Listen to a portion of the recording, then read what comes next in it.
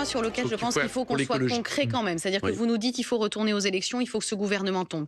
Mais qu'on soit justement dans la vérité avec les Français. C'est-à-dire que si on n'a pas de budget qui est adopté, si vous ne rejetez pas ce budget, c'est-à-dire juste vous dites non, si vous ne rejetez pas, si vous le faites tomber avant, on a deux options. C'est la loi spéciale, avec finalement beaucoup plus de Français qui vont rentrer dans l'impôt sur le revenu, et sinon, c'est l'adoption par ordonnance que vous allez permettre en n'adoptant pas. Ben si, sans rejet, c'est l'adoption par ordonnance.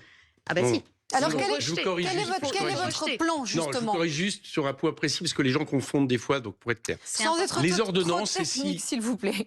Oui, d'accord, mais alors, je vais essayer d'être didactique, pédagogique. Mais surtout, indiquez-nous comment vous envisagez les choses, quel est votre coup d'après, en fait. Laissez-moi quand même répondre à la question. Oui, mais ça répond à la question. Juste sur un point précis, parce que les gens confondent des fois, donc pour être clair. Les ordonnances, s'il vous plaît. Oui, d'accord, mais alors, je vais essayer d'être didactique, pédagogique. Mais surtout, indiquez-nous comment vous envisagez les choses, quel est votre coup d'après, en fait. Laissez-moi quand même répondre à la question. Oui, mais ça répond à la question. Premièrement, les ordonnances ne sont possibles que si le Parlement ne se prononce pas dans les 70 jours pour le projet de loi de l'État et 50 jours pour le projet de loi de finances de la sécurité sociale. C'est-à-dire on n'arrive pas à se prononcer. Exactement. Et moi, ce que je crains fort, c'est qu'il essaye de jouer cette carte.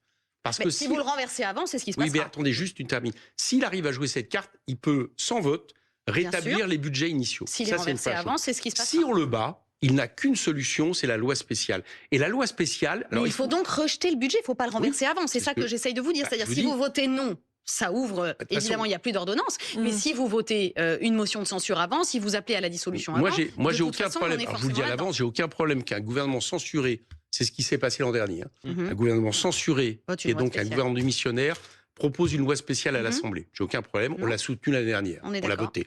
Donc, il y aura une loi spéciale. La loi spéciale, c'est qu'on rétablit tout le budget de l'an dernier. Bon, très franchement, il ne sera pas pire que le budget qu'on nous présente. Alors, ça ne veut pas dire qu'il faut qu'il survive pendant un an, mais ça veut dire qu'on a le temps d'organiser des élections et qu'on ait enfin un cap clair et une stabilité politique qui est problématique par rapport au pays. Et toutes les instances à la motion de censure lundi. Vous n'appelez pas au renversement avant qu'on ait dit non. C'est ça la question qui est importante. Là, je rentre, mais ce qui m'inquiète beaucoup, c'est que les débats sont organisés de telle manière qu'il est fortement possible qu'on dépasse les 70 jours et les 50 jours.